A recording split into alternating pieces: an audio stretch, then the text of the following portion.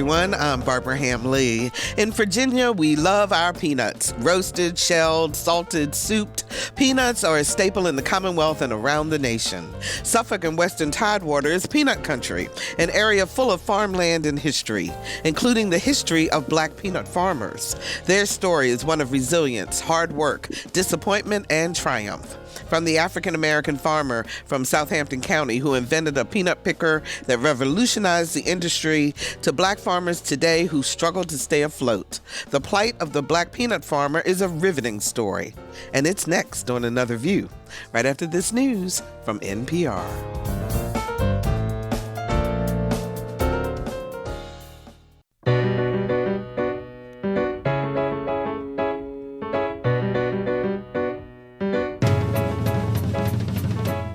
Discussing today's topics from an African-American perspective, this is Another View.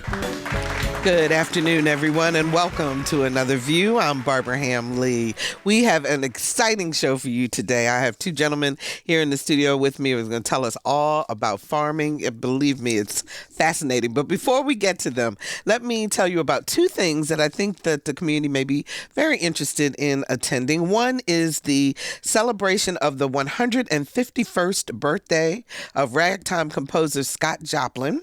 Now, this is being done, by pianist Rudy Shackelford, and it's going to be at the Bethany United Methodist Church, which is on Hayes Road in Gloucester Point, on Sunday, November the 24th at 4 p.m. There is no charge for admission. Everyone is invited to come and attend. As you know, Scott Joplin was christened the king of ragtime writers and dominated American music, popular music, from 1899 until 1914. So if you want to go hear some of his music, Rita will be playing it, and I think it would be a great opportunity for you. And also on Saturday, December the 7th at 2 and at 6 p.m., the Cooper Mercer Institute TerraVision Entertainment Network, GB Studios, Greater Norfolk Medical Society of Southampton Roads, in association with the New Journaling Guide, are presenting previews of the feature-length film The Black Walnut. Now, this is going to be at ODU University Theater on Hampton Boulevard here in Norfolk. And it's talking about prostate cancer. We've done prostate cancer on our show many, many times. African-American men suffer and die at much larger proportions than other men. And this movie will point out, encourage some of the good routine health maintenance, talk about the significance women play in men's health, talking about clinical trials. If you don't know, Hampton, the city of Hampton, has the highest incidence of prostate cancer diagnosis in the state of Virginia, and Portsmouth has the highest mortality rate. And it's noteworthy that both of these cities are predominantly African American. So if you want to go see the film, or if you'd like more information, you can call 757-839-7963, 757-839-7963, and go see The Black Walnut. So outside of Hampton Roads, his name, Amadeo Obasi, may not be very familiar, but his company's name is Planters Peanuts. Mr. Obasi started the peanut company in Suffolk in 1913 and amassed a huge fortune that is reflected in the generous philanthropy of the Obasi family. At one time, Virginia was the leading peanut producer for the world, but China and Brazil are now the dominant players. And the end of government allotments and support have forced many small farmers, particularly African-American farmers, out of business. So here to talk with us about peanut farming and the state of the African-American farmer are two of Western Tidewater's finest, Mr. Clif Slade, Farmer Clif Slade. How are you? Fine. How are you doing today? Good. I'm doing great. And Farmer Elijah Barnes. How are you? I'm well. I hope you are too. Good. Now, I know. Hopefully, people know that there's a documentary called "The Virginia Peanut Story" that aired this week on WHRO and is available on WHRO.org. And Mr. Barnes, you are the voice of the documentary. Yes, was blessed to be able to ask to do that. So that is so good. It was a fascinating documentary, and we're talking about peanuts and growing peanuts and so forth. So both of you are generational farmers. So Yes. Start out, Cliff, tell me about your farm, Slade Farms. Okay, it's 515 acres. diversified farm, and it back in the day, in the 50s and 60s, it was predominantly peanuts, corn, soybeans, beef cattle, swine, and sheep. That was a typical farm in the late 50s and early 60s for anyone that was living there. But peanuts was the one that was the mortgage lifter. The income from peanuts bought farms, bought land, and bought tractors. My dad was a compartmentalized farmer. He had a cigar box form of record keeping. Every enterprise the money was kept in the cigar box. In a separate cigar box. In a separate cigar box. If the money grew, he kept the enterprise. If the money vanished, he let the enterprise go. That's how we lost sheep. Wow. He finally looked at my mom and he said, Teen, her name is Ernestine, Teen, sheep not paying the bill, sheep got to go. So that's how he did it. That's how we all should do it. That's how he did it. But he's the smartest man I know that had a 7th grade education. But now, that's the way he did it. Does it go back to your dad? How far back generationally does the farm go? It goes back past my dad. Now he bought that farm, but he lived on another farm further up the road called California Crossroads, still in Surrey County. And my grandfather's name was Samuel Slade, and he came over from the Gloucester Pocosin area. But he had already joined some other family members that were there. So we've been in farming this is the 5th generation. Wow. But the 3rd generation on that farm, on the farm that I'm on now. Okay. Yeah. And so now you're not doing sheep and cattle and all that now, are you? No. Okay. So what are you growing now? What I'm growing now is I do sweet potatoes for sweet potato transplants. We ship them all over the nation. Elephant garlic, we do the same for that. And I'm a first-year hemp grower. Also, a limited acreage peanut producer. Let me tell you the story about that. It was funny because Miss Ira Wallace, who owns Southern Exposure Seed Exchange, it's a certified organic seed company, approached me about growing them. And I said, sure, I'll be glad to. We grew them and got permission from the Crop Improvement Association, did everything that we needed to do, raised the peanuts, shelled the peanuts. And Ira's market did not call for shelled peanuts. They had to be in the hull. So I messed that whole thing up. But Virginia Crop Improvement Association says that we couldn't inspect them until you shelled them. So I got caught in a catch-22, and we didn't make it happen. So we revisited, and we're going to grow them the old-fashioned way that Bro Bonds will tell you about later on. I'm going to get my seed from him. And we're going to go back into the seed production business again for certified organic farmers who want to try it. We want to try to grow it as a certified, as an organic product. That's right, yes. And so that means, for people who may not understand what the difference is between growing a regular peanut, if you will, and an organic peanut, means what? It means that we have no chemical interaction whatsoever. For example, in today's society, with today's peanut farmers that are not natural or organic, they have a seed treatment that's placed on the peanut for faster emergence, better germination rates, and things like that. We can't use that.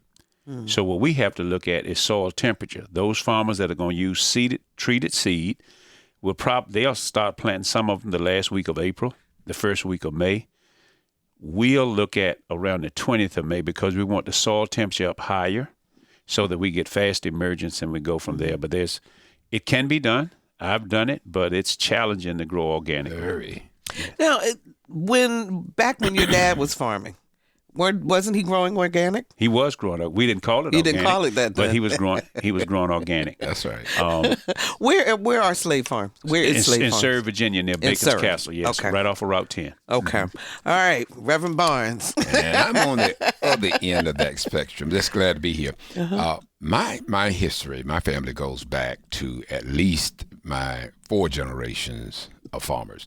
And my farm that I have is in Southampton County, southwestern. I'm just about the furthest southwest that you can be for my farm. Okay. But my family has been farming peanuts all of these generations.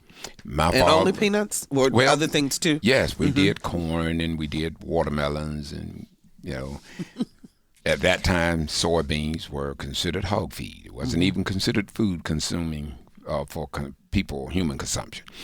But nonetheless, as Brother Slade was saying, that peanut, that was what made or broke you.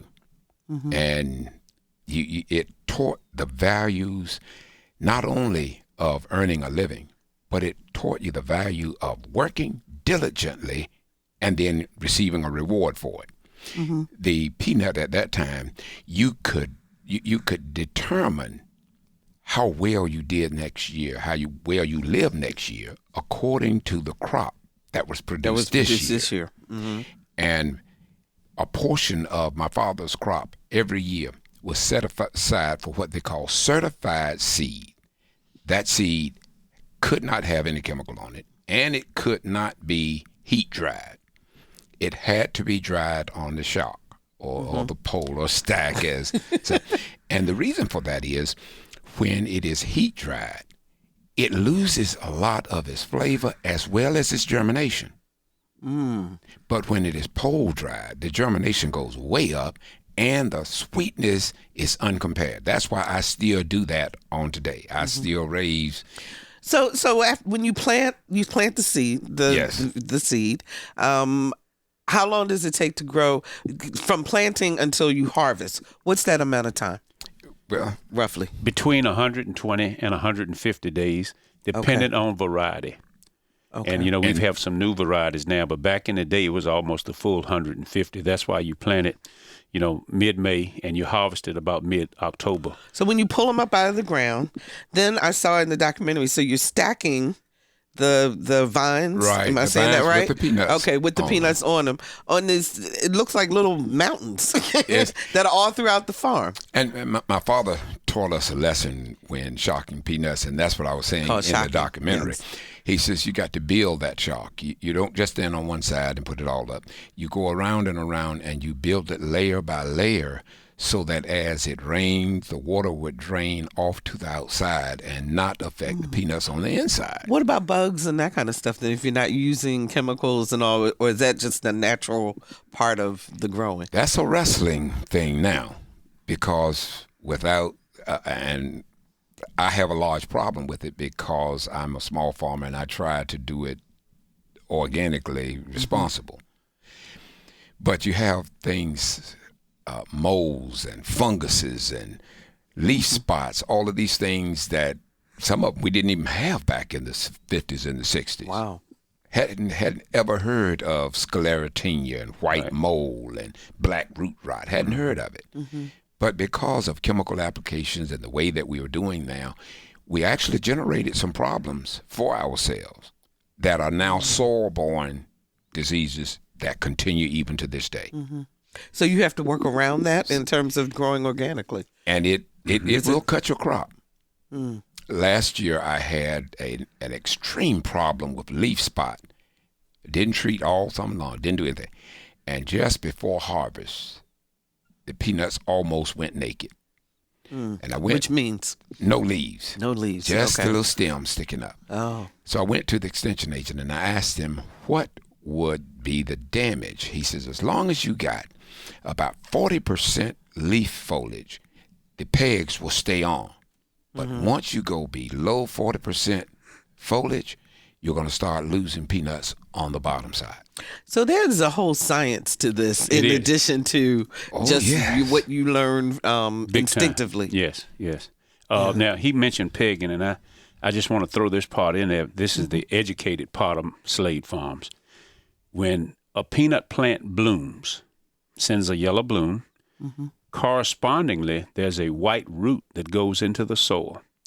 That's called a peg. When it enters the soil, in about 2 or 3 days, that white root will swell to about the size of a match. Okay. From that point, you've got 37 days to make a mature peanut.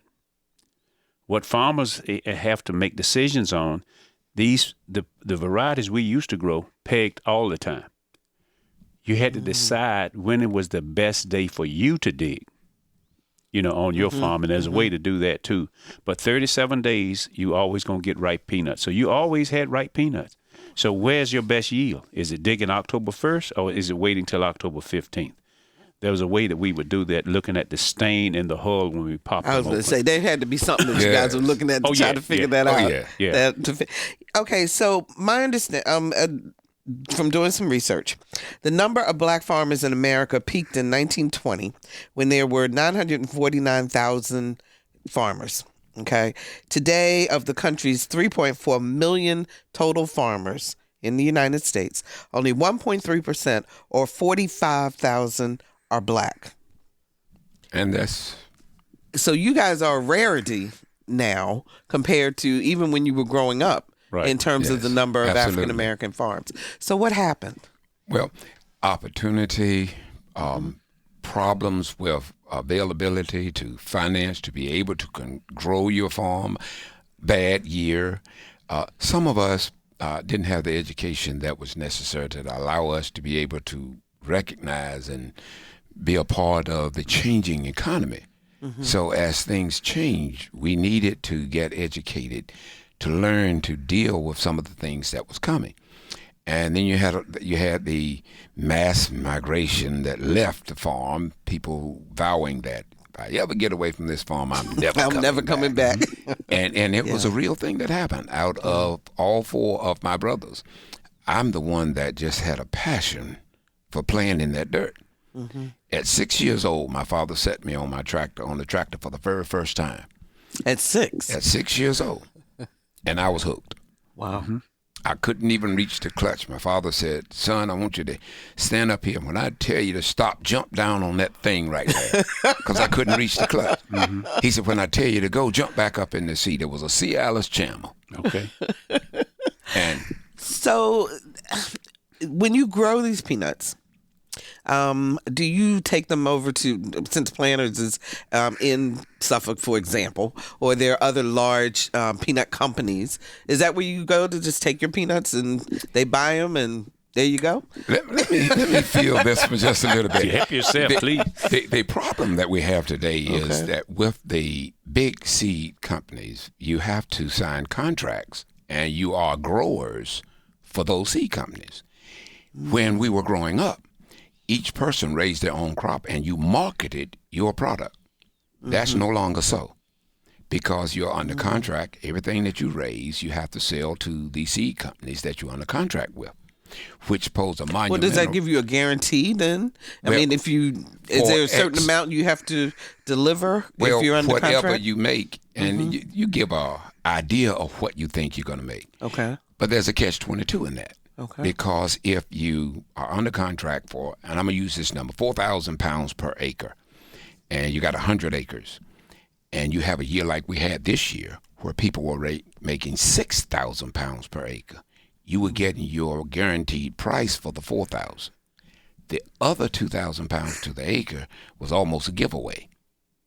So could you take the other 2,000 and sell them? You can't keep them? No. You can't sell them on your own? No, you're under contract. So you give them the 6,000, but you get paid for the 4. Well, you get something for the other 2, but it's not the same. And my problem was I'm not big enough to even be considered for a contract. So I had problem even getting seeds. So how many acres is it an acre thing? You have to have so many acres in order to be large enough to consider contract worthy? What's the threshold? Yes. Yeah, what's the threshold? We don't have an idea, but as small as I am, I'm not even considered. How many acres do you have? For peanuts this year, I only have 4 acres. Okay. But the average when I was growing up, my father was growing up, there was 6 to 12 acres on the average small farm. Mm-hmm. That's why I say I was on the other end of that spectrum than Brother Slade because we were sharecroppers. Yeah. So a large part of what you were raised, then you knew only a portion of that. Actually came to you. Right. So you wanted to raise as much as you possibly could because that benefited you. Well, the dynamics today is different. So how many acres do you have total? It's 65 acres. So you have 65 acres total. Okay. And 4 of those for peanuts, but nobody knows what the threshold is in terms of if I want to get a contract, I need to have 100 acres of peanuts, 10 acres. Then 25 is the lowest I've heard. And that was a good grower, excellent producer, and produced excellent seed quality. And that's why they were willing to offer such a small grower that small acreage grower contract. Yeah. And that's with history. You have to have history. In order before they even would right. will Oh yeah, continue. they're gonna look and see how your seed germinate. What is the germination percentage? Federal law says they have to be 80%, or you can't sell it as seed. So what they're looking for, the seed companies, they're looking for high 80s, right on up into the 90s. Well, if that's the major way that people make money, then then what do you all do with your seeds or with your peanuts For me, when you come? I had to create my own distribution, which is called Pop Sun Farm, so that I can distribute my own product. Because even after raising them, the seed companies or the buyers won't buy from me because I'm not a player in the grand scheme of things. So I created Pop Sun Farm, and it's legal, went through got all my EINs and all, so that now you can contact Pop Sun Farm and actually order these quality peanuts. They're considered gourmet peanuts because they're sweeter than heat-dried peanuts. They are. So, are there any African American farms in the area, in our area, that are playing with the big boys, if you will, for lack of a better term? We have a few. Okay. In Surrey County, we have 3. Okay. 3 African American farmers. We have about 30 farmers, but they're so small, including myself, that we don't have many. If I wouldn't entered in a seed contract, I wouldn't be growing at all because I only grow like 1/10 of an acre. But I can make more money on 1/10 of an acre than Bruh Barnes can on maybe an acre because of the way I'm selling certified organic seed. That's right. So that's what you have to look at. And plus, I want to do it because I grew up doing it. That's right. I don't want that enterprise to leave the farm because that's what's got me to this desk today. Peanut farm. Yeah. So as you look at the landscape in terms of African American farmers, do you think, is it going to grow? Is it going to continue to shrink? I mean, do you see it at some point it's going to be gone? With the way that it is going now, it is almost the last nails in the coffin because there's no big draw back to the land. Those that are coming along now, they're looking other places to earn their living. I'm considered, I fondly call myself a dinosaur because I am one of the dinosaurs of that era. Yeah. No one does this. Everyone in the area calls me crazy for what I do, but I do it with passion. I get up every morning and go out there with a hoe and chop peanuts the way that I did when I was a little boy. Chop until it gets hot, and then I go on to something else for the rest of the day. And it produces a wonderful crop. So both of you have children. Yes. You have. Are they going to come back to the farm at some point?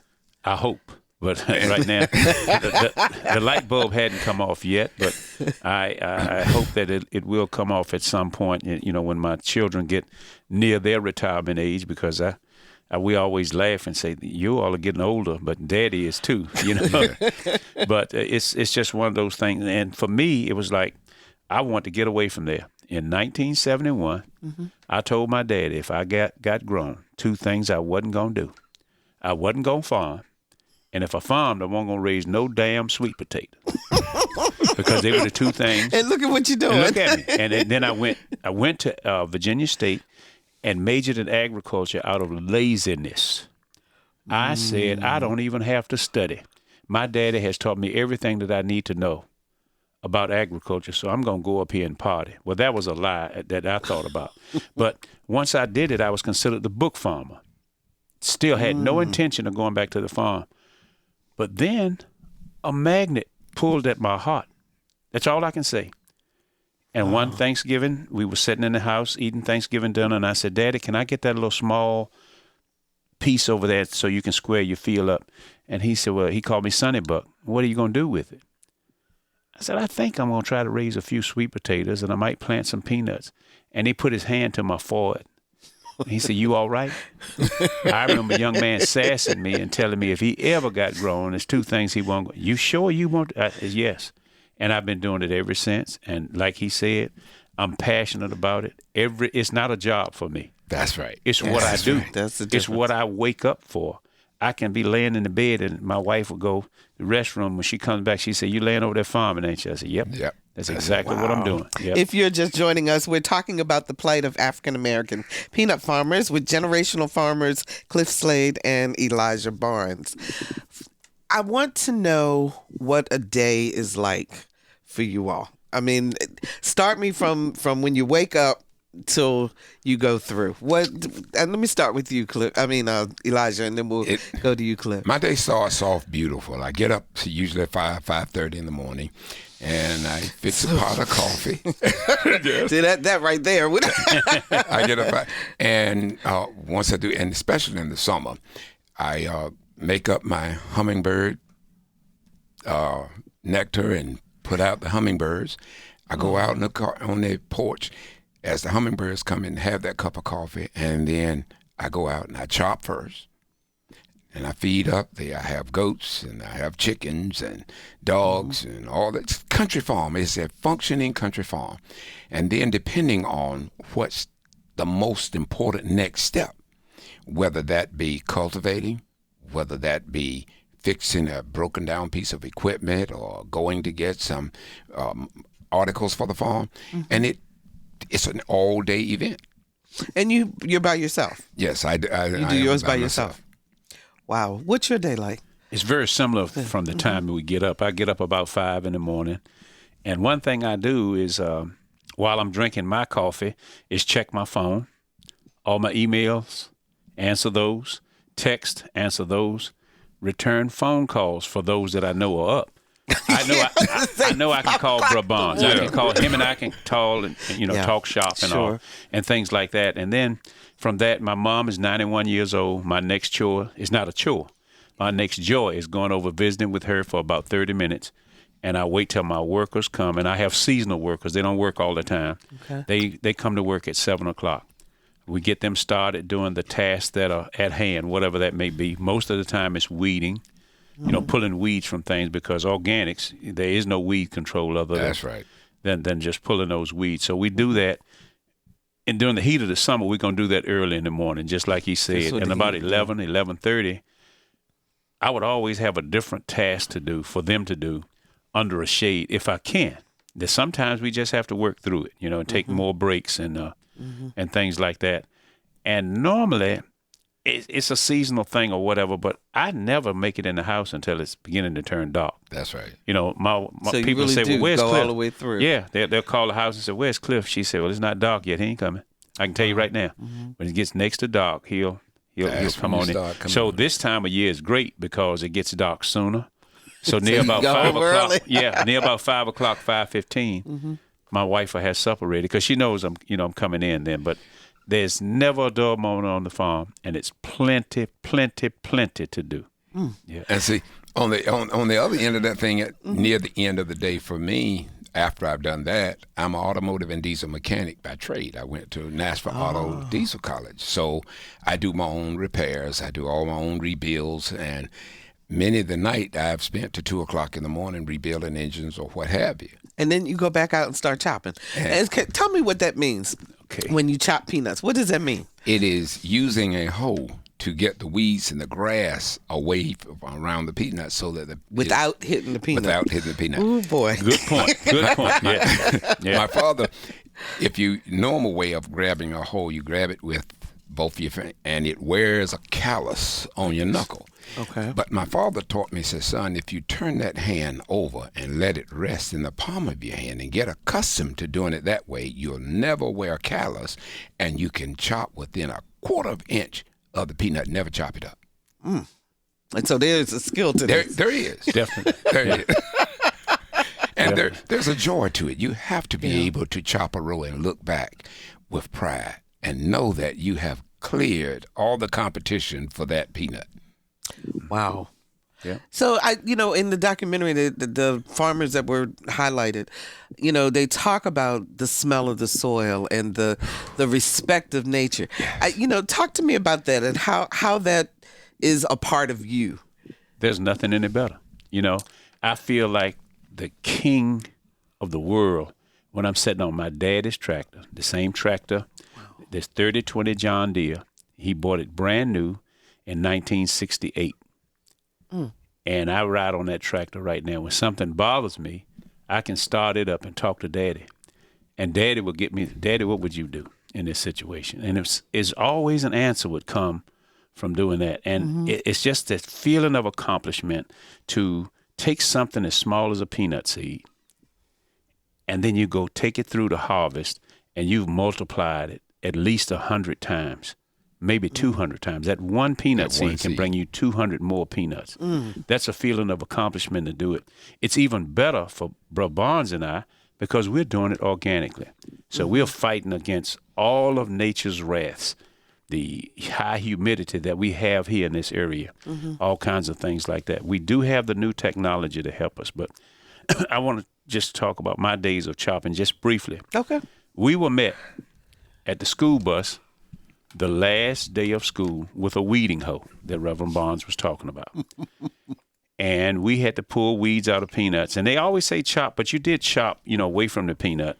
But we used the hoe more to lean on. You bent down and you leaned on the hoe and you pulled the weed that was too close. My experience that I want to share that's kind of humorous is my daddy would always hire some of the prettiest women. They were older than me, 2 or 3 years older than me, but they could chop better than me. So I couldn't keep up with the conversation, and because they were more experienced. So sometimes I would leave weeds so I could be in the mix of what they were talking about. So you couldn't look back on that road. My daddy would come and say, you know what? You're going to do that road back over again. And he would separate me from all them pretty girls. I was like, Daddy, Lord, have mercy. But see, I was younger. I would be 7 or 8 years old, and they were 11 and 12 and had been chopping for my dad for years. The other part, though, they got paid. We didn't. That's it. Yeah. And all we got paid at the end of the season was a trip to Sunset Lake Park. So you could go have some fun. On a hay ride that my daddy put the hay in the back of the truck, and that was my summer's pay because we lived in the house and we weren't expected to, get any money. But, when we were talking before the show started, you all were talking about, Cliff, you said on your farm, you would pay people to come. Was it to shock or yes, to? Yes. To actually build the shocks. Right. Am I saying that right? That's okay. Right. Yeah. And it went from like 25 cents a shock to 50 cents. And people would get off from work like at the shipyard, the meat packing plants, even school teachers would get off from work 3 o'clock and they could go out there and maybe put up 15 or 20 shocks. Well, if that was $1 a piece, that was real money back then. In the late 50s, early 60s, where you could come and put up 10 shocks and get $10, at the end of each day. Well, you did that 5 or 6 days a week. You had $50 extra that you normally didn't have. Right. And then you said that your family, they went farm to farm. Right. What we did, the farmers in the local area, all small, not quite the size of Brother Slade's, but we would go to Mr. Joyner's farm. All of us, we would help him get his stuff done. His children would come to our farm, help us get ours done. And it harvested the very same way. And whichever house you were working at, the lady of the house always cooked a fantastic lunch. Yes. I mean, you look forward to it. And here's the ironic thing. It wasn't a black and white thing at that time. Because everybody was in the same boat. So we sit at the table, this is back in the 50s and the 60s, and there were white and black sitting around the table, fellowshipping and eating in a brotherly environment because we depended on one another. Is that the same today? Well, there's a big difference in dynamics because we don't have the black farmer there doing that anymore. Now, the black who, by and large, the blacks who are involved now are laborers for the farmers. Oh, I see. As opposed to running their own farms. To running their own and sharecropping like we did. But there's a. So your family was sharecropping on land. Did you purchase I bought that my land? own So you farm. bought your own farm. Yes, I did. Okay. Because was I that the wanted same to with do your that. family, Cliff? No, we You always owned? We bought out my father. We had a very well off uncle that helped get us going. And back in that day was the Slade Brothers Farm. And it was 3 boys, 5 girls. The 3 boys formed the Slade Brothers Corporation. We thought we were big shots. We farmed in 2 counties, in Isle of Wight County and Surrey County, and we had over 100 acres of peanuts. Back in that day, we grossed $1,000 an acre. So in the 60s, the Slade brothers were doing $100,000 in peanuts alone. That was huge. It was huge, yeah. Yes. So we bought farms with that, paid off equipment, but, bought extra land and all kinds of things like that. The cost of production now has gone up so high, and the price has stayed so stagnant that $1,000 per acre profit is not there anymore. It's not there. Now, he has more. Brother Barnes has more potential to do it now than those big farmers do because the contracts and all that they go with. And then, speaking about that tractor, and that's part of my piece when things crowd in. I still have my father's old 420 John Deere tractor right now. Wow. Old 2-cylinder. And when I need to be off by myself, I'll take that old 420 John Deere and start it up and just ride around the farm. There's something magical about it because it gives you that peace. It connects you with the man that taught me how to be a man, how to work, how to have passion, how to love the land. And I saw one in the Peanut story. One of the men picked the soil up and he sniffed that soil. Yeah. In the spring of the year, there's nothing no more rewarding than to be out breaking land and you get to the end and you stop and you turn your head and you would sniff that fresh turned soil, and it just invigorates you to go back and forth again. I find this just so fascinating. This is from the woman who went out to plant some flowers and turned the dirt over and saw the worms and turned it back over and let it go. Let me share something with you. So I'm listening to you all, and I'm just like amazed. Because he said something. Brother Barnes talked about the plowing. When you plow peanut land today, him or me, because we're certified organic or natural, we have birds and seagulls following the tractor. And you know why? There's worms down there for them to eat because we don't use chemicals to kill those worms off. If you go to the big tractor farmers that are not organic, you see no birds. Wow. That's a sign of the times right there. The chemicals that we have to use, and I say we because that's the part of the big industry picture. They have to use those chemicals. Well, those chemicals kill off all the beneficial organisms in the soil. And that's why his peanuts are going to taste 10 times better than his counterparts. And the few I get from him, the same thing, because we have a different soil. It smells better. It's going to grow a better quality product, whether it's peanuts or sweet potatoes or whatever, because we haven't killed our land. Take me back to 2002 when I guess the government made changes in terms of the assistance that was given to farmers and so forth. Can you explain kind of what you were getting at first and how it went away and what was the outcome from that? Well, I was on a small farm, but I was operating well on a small farm. And with the support from the government, the little farm was profitable. Even being a little farm, it was profitable. And then all of those things that were extra were like watermelons and corn and sweet corn and chickens and all of that sort of thing. But it was propped up by the peanut. That little farm that I had 46,000 pounds of peanut quota on that farm, on that little bitty farm. Wow. Because the production rate was just so great. But then when it all bought out, that left me without a leg to stand on to speak of because I couldn't produce now enough in the new farming age to be able to make it. Thank God for working at International Paper Union Camp because that's what I bought the farm with. That's what I raised my children with, both of my son and my daughter. They're educated. They're one in Hampton and one in Elizabeth City. So I'm proud of that. What I was able to do on a little small farm is nothing short of a miracle because of my love for it, and I stuck with it. Now, that's why I'm so tickled with the film because it kind of gives me validation of my passion, and somebody now has recognized my desire to play in the dirt, farm, and to keep part of my history alive. for the next generation to at least even have access to it. What about, how was the impact, or did you even have to worry about it in the government? Yeah, we had it because right during that time was when my dad got sick, and he said, I'm going to have to sell this farm to someone. And I ended up being the one. And that's a heart-wrenching story in its own. He rode me for about 2 years. I said, Daddy, I can't afford it. What in the world am I going to do? He said, son, you got to do it. You got to do it. I finally got up enough nerve, did the paperwork, got the loan, paid him off on Thursday, and he died Sunday. I'll never forget that. Yeah. My voice changed just even. Absolutely. So it's like the farm fell on my shoulder. And I would just look to Dad. I said, Daddy, me and you we gonna make this thing go. And that's what we've done. But back at that time, I bought the farm.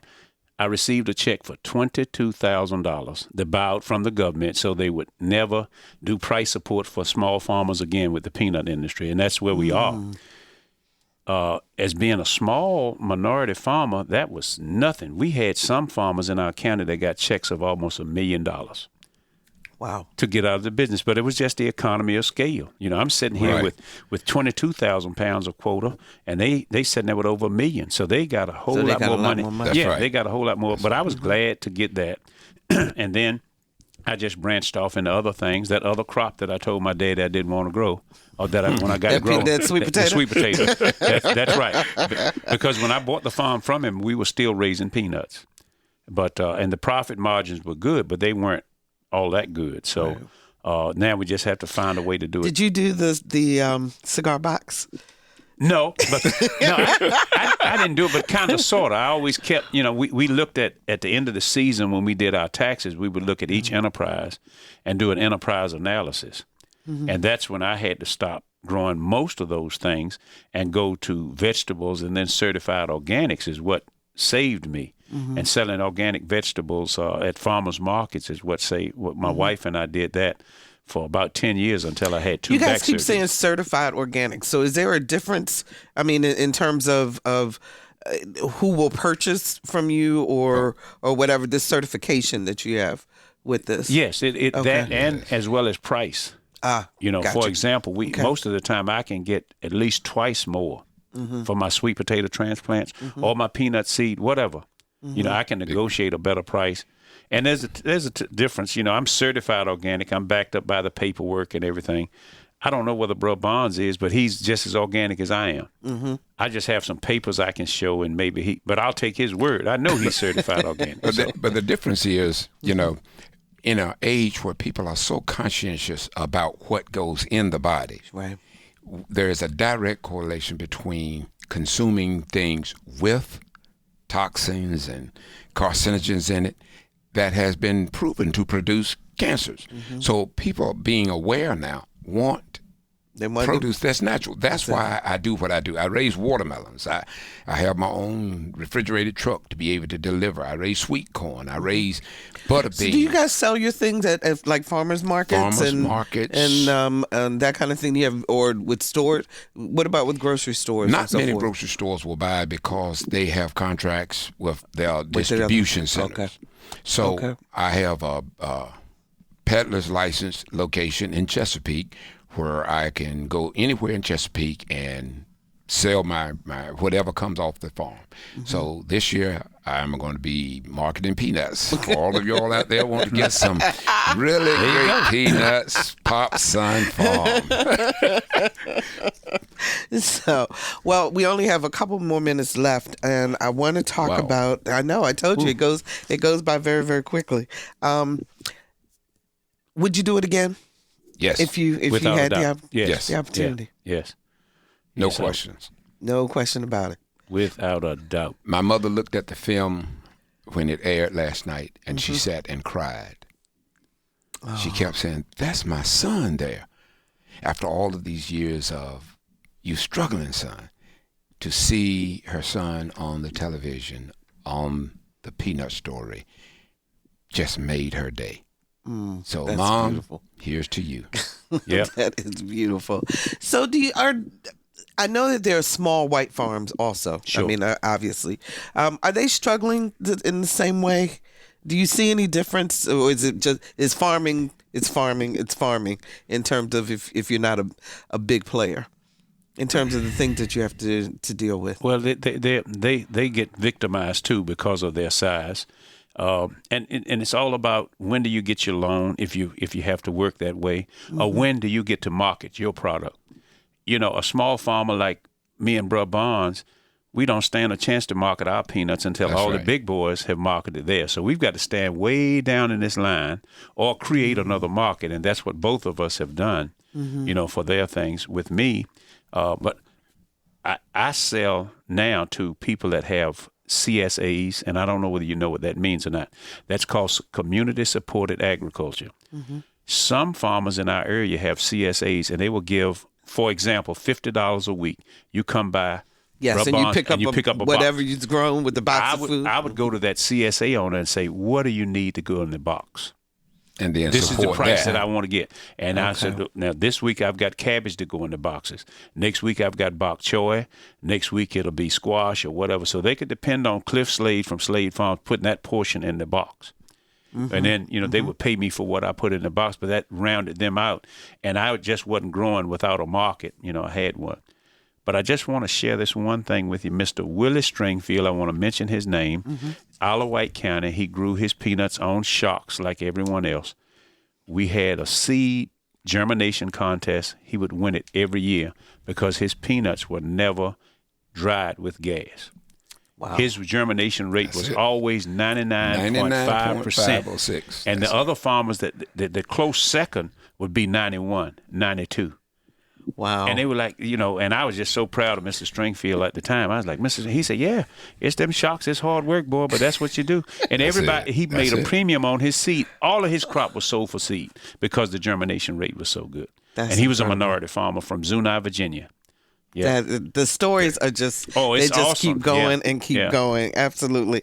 Well, believe it or not, gentlemen, we are out of time, but I want to thank Clif Slade with Slade Farms and Elijah Barnes with Pop Sun Farms. And you can watch the documentary, The Virginia Peanut Story. You can find it at WHRO.org. And we will be right back.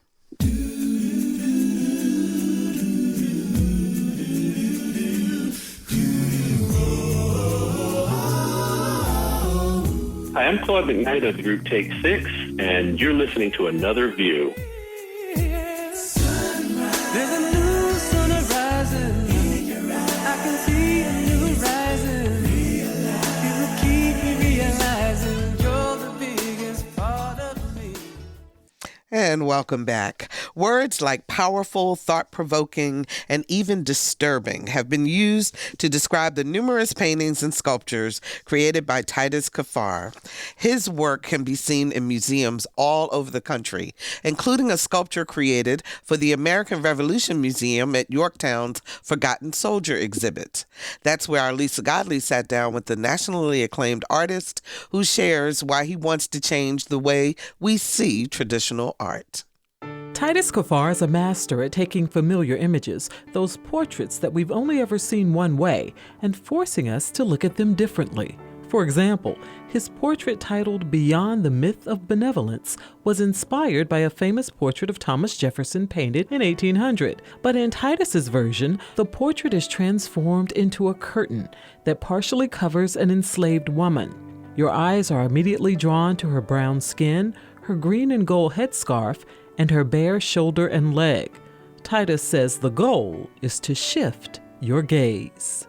When I say shifting the gaze, I'm imploring the viewer to set what feels natural aside for a moment and try a different route through the work. And when you do that through a painting, even a familiar painting, you might find something you never expected to find. By putting black faces into historic art, some argue that Titus Kaphar is trying to erase history. Let's just think about that. Let's dig into that for a second. How would one go about that? Maybe what one would do is they would ignore the fact that for hundreds of years, there were people who actually were in that moment in history and participated in those battles, in those important historical moments, and they're not being remembered. So the irony of that accusation is that they don't recognize that I'm actually uncovering what was already there. Whether it's a painting or a sculpture, the Michigan native works to reveal unspoken truths about American history, and it doesn't matter if it happened centuries ago or present day.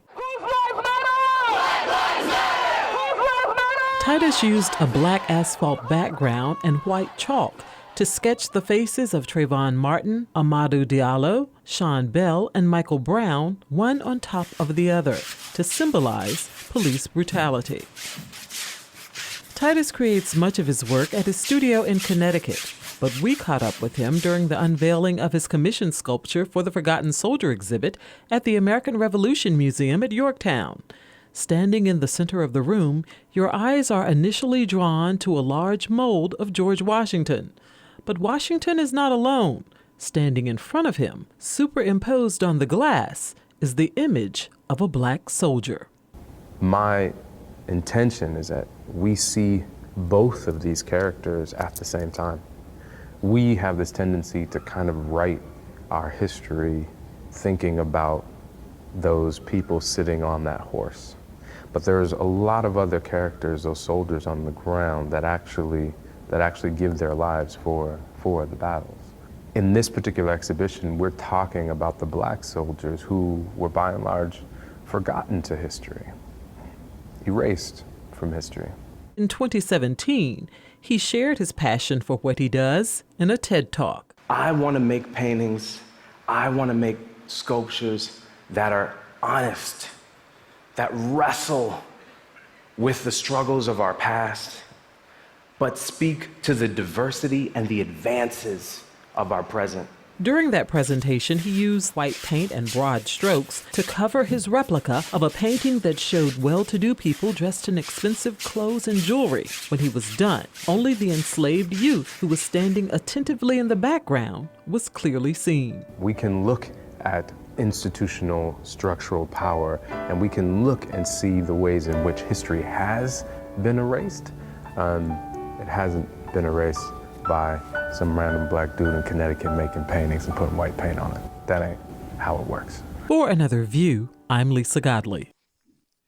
And Titus Kafar's Forgotten Soldier sculpture and several of his paintings are currently on display at the American Revolution Museum at Yorktown and will remain there until March 22nd of 2020. Thank you so much for spending an hour of your life with us. If you'd like to hear this show again or share it with a friend, please visit anotherviewradio.org and download the podcast. And please sign up for our eView newsletter. It's a once-a-week reminder of upcoming shows. We're on Facebook, so like us, and I'm on Twitter at Barbara Ham Lee. Next week, we're taking a break for the Thanksgiving holiday, so happy Thanksgiving, everybody. Our theme music was composed and performed by Jay Sennett. Lisa Godley is our show producer, and our audio engineer is Todd Washburn. I'm Barbara Ham Lee. Thank you so very, very much for listening to Another View.